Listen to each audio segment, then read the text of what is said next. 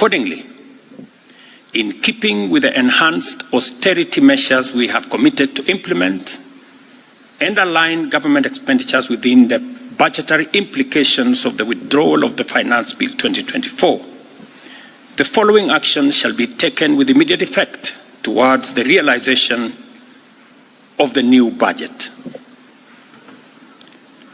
47 state corporations with overlapping and duplicating functions will be dissolved, resulting in the elimination of their operational and maintenance costs, and their functions will be integrated into the respective line ministries. Staff currently employed by the affected corporations will be transferred to ministries and other state agencies within government. The decision to fill the position of Chief Administrative Secretaries is hereby suspended. The number of advisors in government shall be reduced by 50% within the public service with immediate effect. Budget lines providing for the operations of the Office of the First Lady, the spouse of the Deputy President, and the Prime Cabinet Secretary will be removed. Similarly, the budget provisions for confidential budgets in various executive offices, including my own office, have been removed, and the budget for renovations across government reduced by 50%. Henceforth, public servants who attain the retirement age of 60 shall be required to immediately proceed on retirement with no extensions to their tenure of service whatsoever.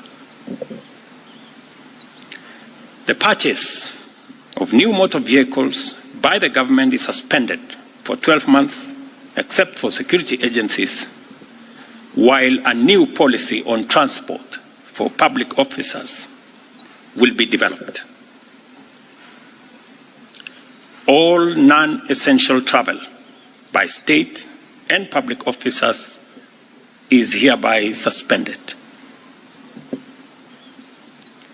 No state officer or public servant shall participate in public contributions or haramphs going forward.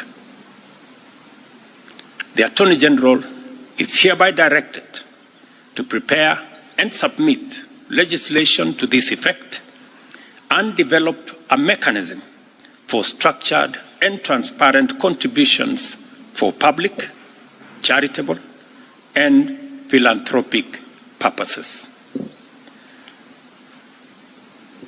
These measures will be followed by changes in government that I will be making shortly. We are determined to carry out this and other interventions to improve the quality, efficiency, and transparency in serving the people of Kenya and ensure that citizens receive maximum value for their resources from a public sector that prioritizes their welfare. I believe these changes will set out our country on a trajectory towards economic transformation, enabling us to achieve the strategic objectives of the bottom-up economic transformation agenda and deliver our commitment to radically enhance opportunities for all Kenyans and transform our country. Thank you very much.